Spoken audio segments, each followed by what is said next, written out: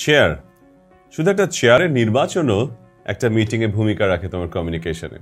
কোন সিটটাতে তুমি বসছো, সেই সিটটা অন্য কেউ সবসময় বসে কিনা, তার নিজের পছন্দের সিট কিনা, কোনো একটা বিশেষ কর্নারে কিনা অফিসের, এই সব কিছুই ভূমিকা রাখে তোমার কমিউনিকেশনে। তো চলো জেনে নেই আমি কি করে একটা রাইট সিট চুজ করব যে কোনো মিটিংয়ে, যাতে করে আমার কমিউনিকেশন আমি ইফেক্টিভ হতে পারি। প্রথমত আমাকে খেয়াল রাখতে হবে পার্সোনাল স্পেস এবং টেরিটরি নিয়ে। যে চেয়ারটা আমি বসছি সেটা যেন এত বেশি কাছে না হয় যে তার আরেকজনের শরীরে আমার টাচ লাগে। দুই হচ্ছে, অনেক মিটিং রুমে অনেক manager, director, general manager, managing director, তাদের নির্ধারিত কিছু টেরিটরি থাকে, তারা একটা নির্দিষ্ট এরিয়াতে বসে মিটিং রুমের সেই মিটিং টেবিলে। তো তোমার আগে জানা উচিত হবে কে কোন টেরিটরি বা কোন এরিয়া বা কোন পার্টিকুলার চেয়ারে বসতে পছন্দ করে।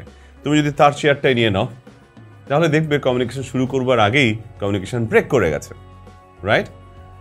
এবার আমরা বিশেষভাবে জেনে নেই যে 3 ধরনের টেবিলে আমি যখন বসে কমিউনিকেট করব তখন কোন চেয়ারটা নিব আমার কমিউনিকেশনকে ইফেক্টিভ করার জন্য। প্রথমে ধরা যাক একটা স্কোয়ার টেবিল, চারদিক থেকেই সমান। কোথায় বসবো? আমরা সাধারণত এটা উত্তর দেই উল্টো দিকে বসবো, অপোজিটে বসবো। আমি অপোজিটে বসে তো অপোজিশন করার মতো করেই বসছি, ইজি হচ্ছে না আদার সাইডের কাছে। আদার সাইড যখন আমাকে দেখছে সে ধরেই নিচ্ছে মানুষটা আমার বিপরীত দিক থেকে কথা বলছে, বিপরীত কিছু নিয়ে কথা বলছে। সেটা না করে আমরা অ্যাক্রস দ্য কর্নার বসবো, কোনাকুনি বসবো টেবিলে। এবার আসা যাক রাউন্ড টেবিলের কথা। রাউন্ড তো সব দিকেই সমান, সব দিকে সমান অথরিটি মনে হয়। তারপরে তোমাকে লক্ষ্য রাখতে হবে তুমি যেন সবচেয়ে বড় ডিস্টেন্সে না বসো। মূলত যাকে কেন্দ্র করে তুমি কমিউনিকেট করতে চাচ্ছ তার অপোজিটে না বসাটাই ভালো।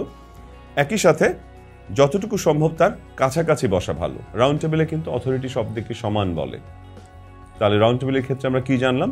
আমার চেয়ারটা রাউন্ড টেবিলের যে কোনো পাশে হতে পারে, বাট আমি নিশ্চিত করবো যে আমি খুব বেশি দূরত্বে বসছি না এবং অপোজিটে বসছি না। এবার আসা যাক লং টেবিলের কথা, যেখানে দুই পাশে অনেক চেয়ার থাকে, অনেক সময় টেবিলের দুদিকে আবার দুটো হেড চেয়ারও থাকে। আমি যদি কমিউনিকেশনে খুব বেশি ইফেক্টিভ হতে চাই, লং টেবিল আমার যেটা করা উচিত, সবচেয়ে কম দূরত্ব যেখানে। অনেক সময় দেখবে দ্বিপাক্ষিক যখন মিটিংগুলো হয়, দুই মিটিংয়ের যিনি নেতা, স্থানের যিনি নেতৃস্থানীয় যিনি ব্যক্তি যিনি কমিউনিকেট করবেন, তারা কিন্তু মুখোমুখি বসেন, কিন্তু সেখানে ডিস্টেন্সটা হচ্ছে সবচেয়ে কম। ফাইনালি বন্ধুরা, এখন থেকে যখন যে কোনো মিটিংয়ে যাওয়ার তোমার সুযোগ হবে, মিটিংয়ে বসে কমিউনিকেট করার সুযোগ হবে, আগেই তোমাকে জেনে নিতে হবে ওই মিটিং রুমে কোনো নির্দিষ্ট চেয়ার কোনো ব্যক্তির জন্য নির্দিষ্ট করা আছে কিনা। সেকেন্ডলি, ডিস্টেন্সটা এমন হতে হবে বা বসার পজিশনটা এমন হতে হবে যাতে আদার সাইড তোমাকে অপোজিং একটা ক্যারেক্টার হিসেবে মনে না করে। I hope this has been useful for you. Next time when you go and sit in a meeting, make sure you choose the right seat and make an impactful communication.